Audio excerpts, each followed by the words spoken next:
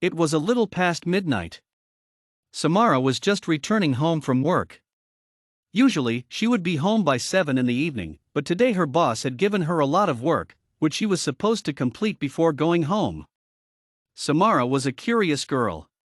She would always go looking for trouble. It was really dark and there was no one on the streets except her. Samara didn't have a car yet, so she was walking home tonight. She was scared of walking alone in the dark streets at night, so she fastened her pace. Suddenly she heard a loud scream. She halted in her steps and turned towards the direction where she heard that blood-curdling scream. She wanted to make sure everything was fine and see if that person was all right. Upon reaching an alley, she saw a dark figure hovering over a trembling body of a man. She quickly took out her pepper spray and her phone, so she could call the police at the right time. "Hey! Leave him," she shouted at the dark figure. The dark figure turned around and she was extremely scared now. He looked like a horror movie ghost. His eyes were as dark as night, his lips were fully black and his skin was so pale that the vampires in Twilight would look tan compared to him. "Hello there, came to enjoy the show," his voice sent chills down her spine. Out of nowhere, the trembling man dropped dead on the ground. Samara was so shocked that no words came out of her mouth. While the man just let out of a scoff, as if this was boring him. "Oh my God. How did he die?" she stuttered out. The man in front of her just smirked at her, seeming to be pleased with her fear. "I don't know." "You tell me," he feigned innocence. "You. I know you killed him." "I am calling the police," she screamed at the creepy man in front of her. She wasn't sure how he killed him, but she knew it was him. She started fumbling with her phone, trying to call the police with shaking hands. "Where's the proof?" he asked. "Huh?" she asked as she was a little confused. "I said where's the proof? I didn't touch him, so my fingerprints are not on him, and surely you didn't actually see me kill him.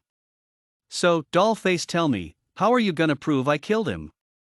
We were the only ones who saw him die. If anything was to happen, if the police came, it would be us becoming suspects." "You don't want that, do you?" he spoke, mocking her. Samara thought for a while and came to the conclusion it was better to not be involved. She could get out of here and live her life peacefully. She really just wanted to go home now. "Please let me go. I promise not to speak a word of it," she hesitantly asked. "You can go, dollface, but remember, the day you speak of this to anyone, it will be your last day on earth," he grunted out. She timidly nodded and rushed out of there and ran to her apartment. Since then she never thought of that night again. It was Sunday evening when the doorbell rang throughout Samara's apartment. It had been exactly 3 days since the incident and Samara was trying her best to forget about it. She went and opened the door, only to be shocked upon seeing 2 police officers standing there. Obviously, she was scared but tried her best to keep her facial expression calm. Hello," she said in a soft voice. The 2 officers smiled at her. "Hello, I am Isaac Garrett and this is my partner Brandon Clifford. We are here to ask some questions regarding the murder of Alex Winter." Samara didn't know the name of the man that died that night, but guessed that he was Alex.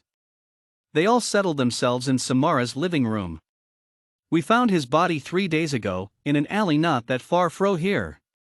So, we have been going around questioning everyone. We're sorry for disturbing you, but please understand," Brandon said. Samara was now sure it was Alex who died in front of her that night, but she didn't say anything. "I understand. And you're not disturbing me at all. I am sure I have time to answer a few questions of yours." "Okay. Did you know Alex personally?" Isaac asked. "No, I did not," she answered smoothly. "Where were you at the night of the murder?" asked Brandon. I was at my house," she stuttered. Now, the officers were suspicious. As they proceeded to ask more questions, they were sure that she knew something. "Please, Ms. Brown, we know you know something. We need to know that information. We need to give him his justice. His wife and kids don't have him anymore, but the least you could do to help them is give him justice," Brandon pleaded. Samara sighed and told them everything. From the creepy man to the sudden death of Alex. Everything. After knowing some useful information, the officers thanked her and went away. They said they will inform her if they need her in the future. At night, when Samara was sleeping, she woken by something wet dripping on her face. She stirred a little and opened her eyes and screamed bloody murder. There on her ceiling was the dead bodies of Isaac and Brandon, sticking on her ceiling wall with their necks having deep cuts, through which the blood was dripping. She heard someone chuckle beside her, and she very slowly moved her head to the side. Only to be faced with that same man who murdered Alex, with a knife in his hand. He was coming closer to her when she screamed. No. Samara woke suddenly and realized she was just dreaming. With a sigh of relief, she looked around and saw she was alone in her office, and it was past 12 in the night.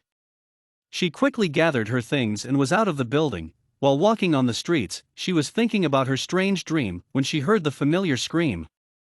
"Thank you."